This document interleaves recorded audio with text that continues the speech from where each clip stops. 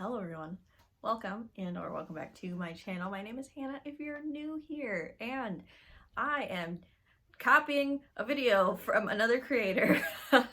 Today I'm talking about my most read authors. I got this idea from Emily Fox from Books with Emily Fox. If you haven't followed her, why are you following me and not her? She does some excellent videos and I've been following her for many years. One of my faves. In today's video, I'm going to be talking about the authors that I have read most from and whether or not I'm going to continue with their work or what if I'm putting them aside as an author. Now, I have dedicated videos to 5 different authors. I've kind of done a deep dive into 5 different authors, and so I'm not going to be talking about those authors in this video. However, some of those authors are my most read authors. So they are T. Kingfisher. I've read 21 T. Kingfisher books. Sarah Gailey, 8 books. Talia Hibbert, 18 books. Sylvia Moreno Garcia, 15 books. And N.K. Jemisin, 24 total, which is 11 full-length novels, 12 volumes of Far Sector, the comic book series, and 1 short story, Emergency Skin. So I've read a lot from those authors, and some of those authors are some of my favorites of all time, so we're not going to deep dive into those today. I'm going to be talking about all the authors who I have read 7 or more books from. Now, I have a whole list of authors that I've read 4, 5, and 6 times, but this video would have been 100 years long if we were to talk about authors I've read 4, 5, and 6 times. So this is just 7 plus authors. All of these are authors who've written in the adult sphere. I primarily read adult books nowadays, but if we talked about all the young adult authors I've read in the past, like, we'd be here for a long time. So this is just the adult author. So we're going to go alphabetically and by number of books. So in the 7s, we have Robert Jackson Bennett.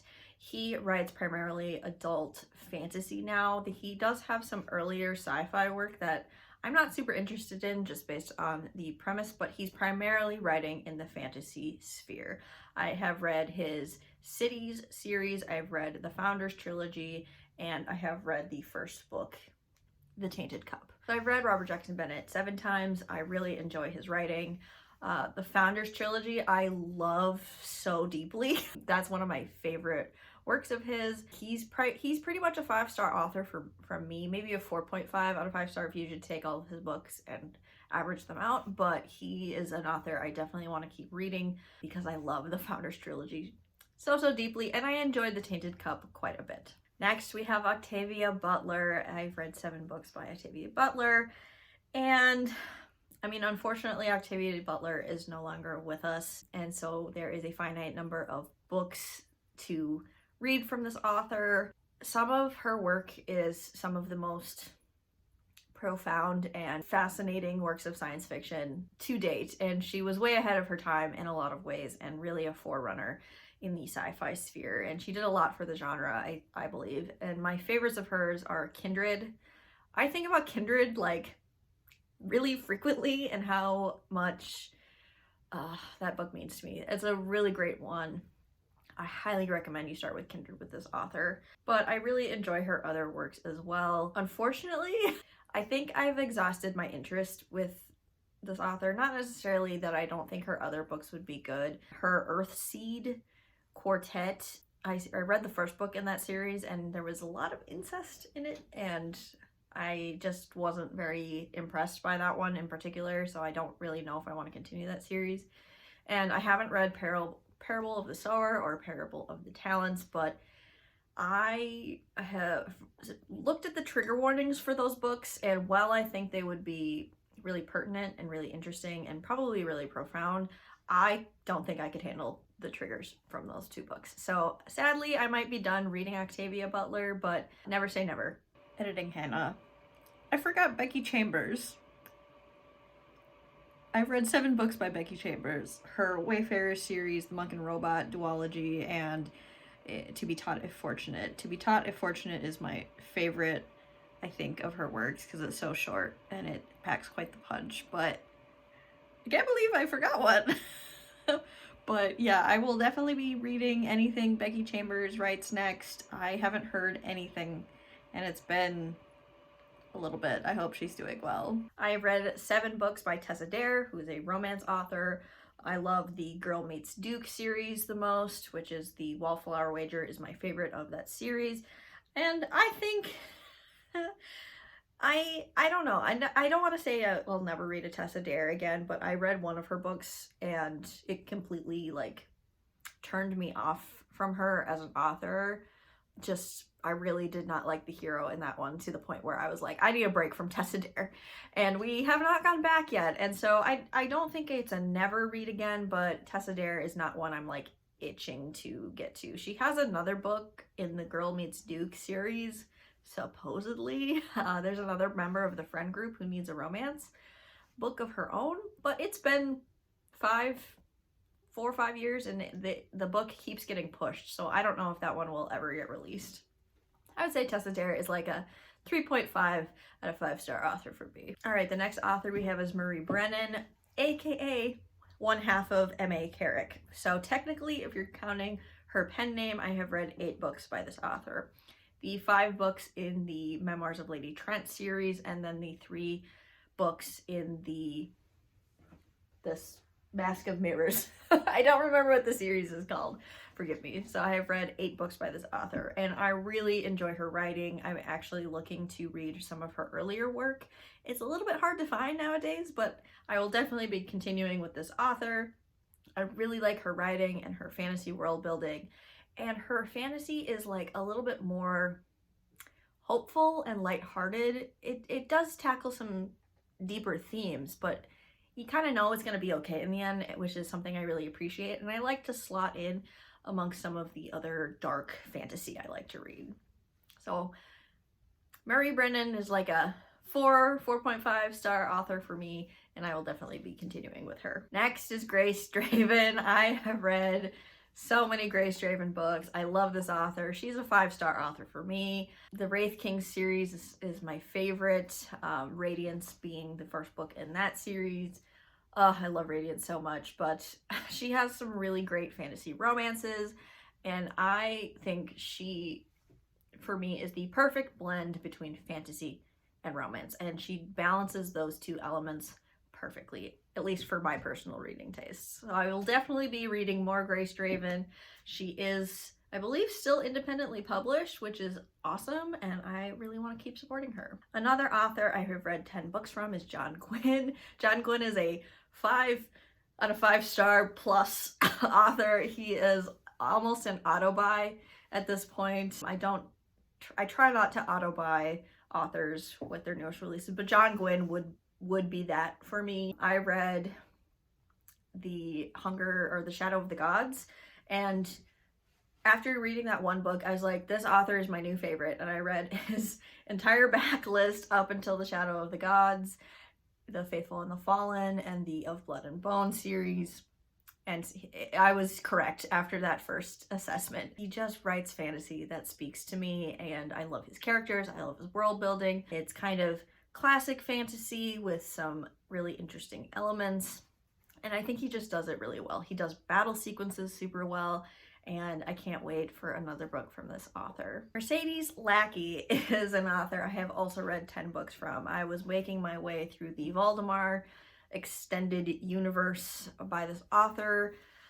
However, I have broken up with Mercedes Lackey. There is a very common thread in her stories, birth and like controlling your birth of individuals, and like selective breeding, and that kind of turned me off. One of the elements of one of her short story collections was to punish a rapist, they turn him into a woman and then like release her amongst his lackeys to be sexually assaulted repeatedly as punishment. And that is disgusting. I hated that. And so just based on those kind of consistent themes and the sexual assault rampant throughout all of her work, really, I just decided that she is an author not for me. I've also learned that Mercedes Lackey is kind of like a what is that, a turf, and so we don't stand turfs in this house. So I'm done with Mercedes Lackey, but I did enjoy a few of her works. I will, want to be transparent. I did enjoy the Heralds of Valdemar series quite a bit by her. Those are my favorites, but I just can't condone that and keep reading this author, unfortunately. Really quickly, I'll just talk about Umi Sakurai, who is a Japanese manga author who does A Man and His Cat, and I've read 11 volumes. I will continue to read A Man and His Cat. I love this author. I love this work. These stories mean so much to me, and it's like coming home every time I pick up a volume. Tetsu Yamada is the author of Sweat and Soap. I've also read 11 volumes of that series. I really enjoyed Sweat and Soap. I thought it was a really sweet, tender romance series.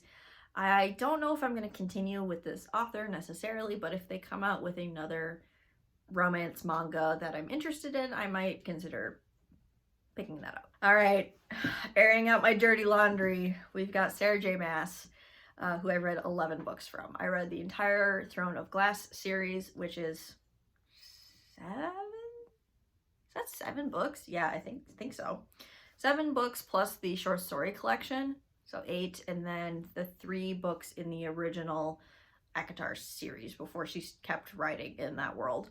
I will say, Sarah J. Maas got me back into reading. In 2016, 2017 is when I started reading her, and before then I had been in college and had started my career out of college, and so I wasn't reading very much. And I have my baby cousin, she's not a baby anymore, but my younger cousin told me about this author and said, Hannah, you gotta read her.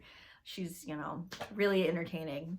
And so reading Sarah J. Maas got me back into reading fantasy and reading for pleasure after college. And so I appreciate her for the time in my life that she came into it, but obviously this author doesn't need any more readers. She has plenty. She's got some issues. I have some personal issues with this author, the way she handles characters of color.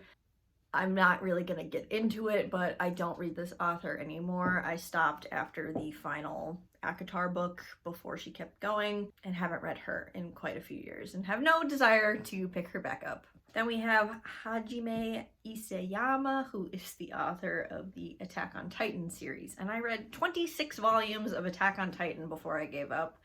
And I've talked about this before. Attack on Titan is so good. It's so good. And then it starts to really fall off for me. The metaphor of the whole story starts to get really muddled by the end.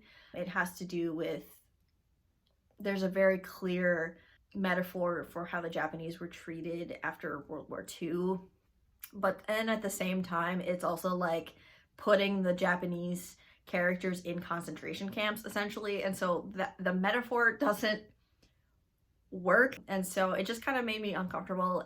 At volume 26 is when things started kind of losing me in terms of the metaphor. I can't unsee that direct comparison between World War II, and I just can't. Last adult author that I'm going to be discussing in today's video is Brandon Sanderson. He is the author I have read most from. I've read 26 of his full-length novels and or novellas.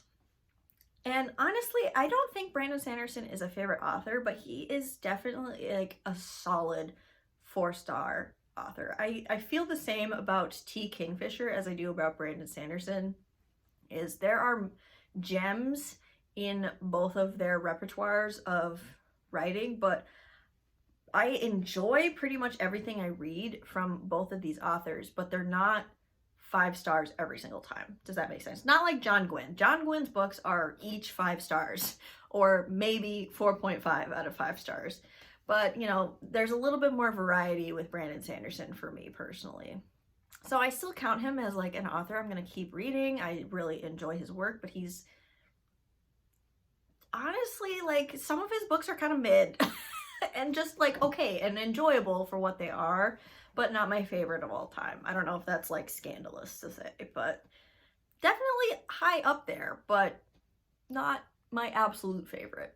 And in case you're curious, the author that I have read from the most ever in any category is Tamara Pierce. She writes young adult. I don't know if she's gonna write anything anymore. She has been ill the last few years, but she's been writing since the 80s. So She has earned her rest and in her retirement, if that's what she's in.